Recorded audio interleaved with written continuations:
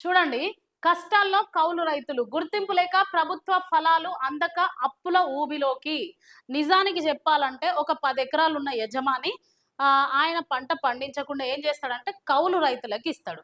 ఆ కౌలు రైతు ఏం చేయాలి? పంట పండినా, పండకపోయినా యజమానికి ఇవ్వాల్సినవి ఇవ్వాల్సిందే. అందుకనే కౌలు రైతులకు ఏమైతున్నాయి? అప్పులవుతున్నాయి.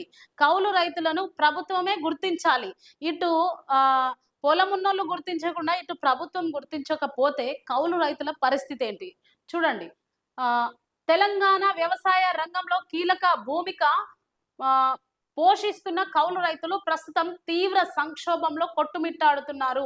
క్షేత్రస్థాయి సాగు చేస్తున్నది కౌలు రైతులే అయినా ప్రభుత్వ పథకాలు, మద్దతు వ్యవస్థలు కేవలం పట్టాదారులకే పరిమితం కావడం.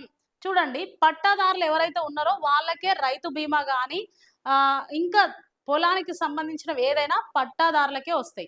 కౌలు రైతు మాత్రం కష్టపడి పండించాలి, ఎరువులు తెచ్చుకోవాలి, అన్నీ చేయాలి. ఒకవేళ పంట చేతికొస్తే ఇటు ధాన్యం కొనరేమో అని మొన్నటికి మొన్న చూసినట్టయితే సిద్దిపేటలో ఆహ్, దాదాపు 30% వడ్లు కొనలేదని కనకయ్య చనిపోవడం జరిగింది రైతు. కౌలు రైతులు ఇంత కష్టపడి చేస్తే అటు పట్టాదారులకు ప్రభుత్వం సహాయం చేస్తుంది గానీ, మరి కౌలు రైతుల పరిస్థితి ఏంటి? కౌలు రైతు గోస ఎవరు వినాలి? ప్రభుత్వం ఎందుకు కౌలు రైతులను పట్టించుకోవడం లేదు? ఒకవేళ కౌలు రైతులు మేము చెయ్యం భూమి మాకవసరం లేదు అనుకుంటే, పట్టాదారులు రైతు బీమానో, రైతు బంధో వచ్చేది తీసుకొని సైలెంట్‌గుంటారు. పంట పండినా, పండకపోయినా మాకవసరం లేదు అని. ఒకవేళ రైతు పంట ఆపేస్తే మన పరిస్థితి ఏంది? అనేది గూడా మీరు ఆలోచించాల్సిన విషయం. కౌలు రైతుకు ఖచ్చితంగా న్యాయం జరగాలి. పట్టాదారులకు జరగాల్సిన న్యాయం పట్టాదారులకు జరిగేటప్పుడు, కౌలు రైతు ఎంతో కష్టపడి పంట పండిస్తూ ఉన్నప్పుడు, కౌలు రైతుకు జరగాల్సిన న్యాయం కౌలు రైతుకు జరగాల్సిందే.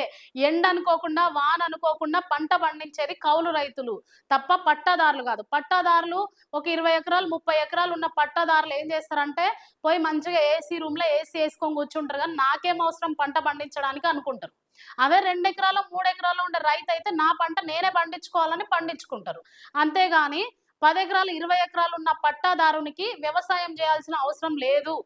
అందుకే కౌలు రైతులను ఖచ్చితంగా ప్రభుత్వం గుర్తించి, వాళ్ళ అప్పులు ఏవైతే ఉన్నాయో, ఆ రైతు కుటుంబాలకు ఖచ్చితంగా న్యాయం చేయాలని కోరుకుంటున్నాను.